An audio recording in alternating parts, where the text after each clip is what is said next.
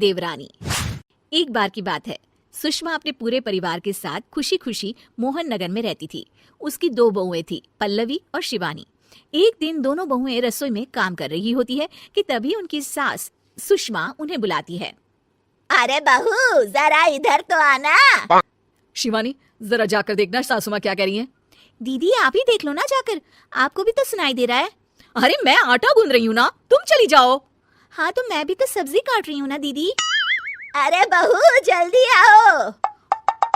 ओह, ये तो जाएगी नहीं, मैं ही जाकर देखती हूँ कि क्या करना है। पल्लवी सुषमा के कमरे में जाती है। जी मम्मी जी, क्या हुआ? शाम को घर पर कुछ मेहमान आने वाले हैं, तो तुम अच्छा सा खाना बना लेना बहू। ठीक है मम्मी जी, आप बता दीजिए क्या क्या बनाना है और कितने लोग आ रहे हैं। सुनील की मौसी जी और उनका पूरा परिवार आ रहा है। कुल मिलाकर 3 लोग और हमें मिलाकर हुए 9 लोग। तो अभी से ही तैयारी करना शुरू कर दो। और हाँ, घर की सफाई भी कर देना, हाँ अच्छे से। जी मम्मी जी, सब काम हो जाएगा, आप चिंता मत कीजिए। पल्लवी शिवानी को घर में मेहमान आने वाले हैं इसके बारे में बताती है। क्या 9 लोगों का खाना बनाना होगा, घर की सफाई करनी है? बाप रे, सासू माँ ने तो हमें घर की नौकरानी ही समझ कर रखा है।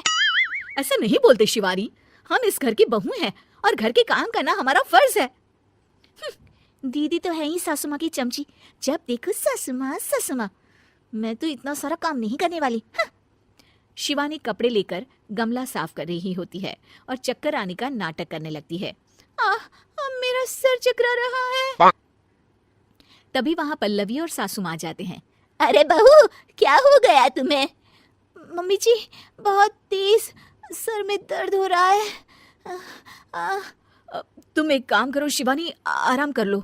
नहीं नहीं दीदी, घर में मेहमान आने वाले हैं, मुझे आपकी मदद करनी चाहिए।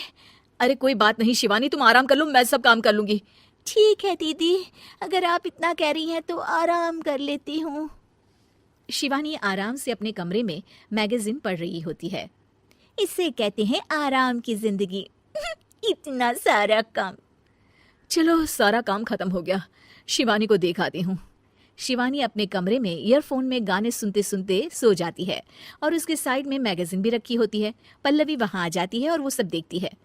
ओहो, तो मतलब सब काम चोरी का बहाना था। अभी बताती हूँ इसको।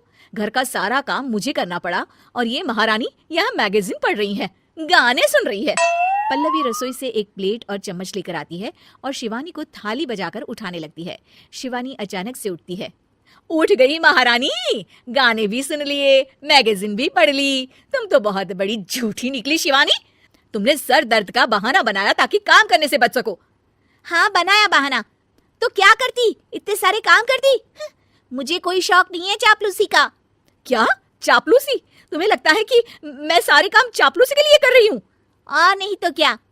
तभी वहाँ सासू माँ आ जाती हैं।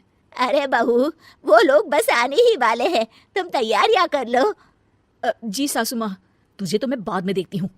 सब खाना खाने बैठते हैं और खाना शुरू करते हैं। तभी सुनील की मौसी बोलती है।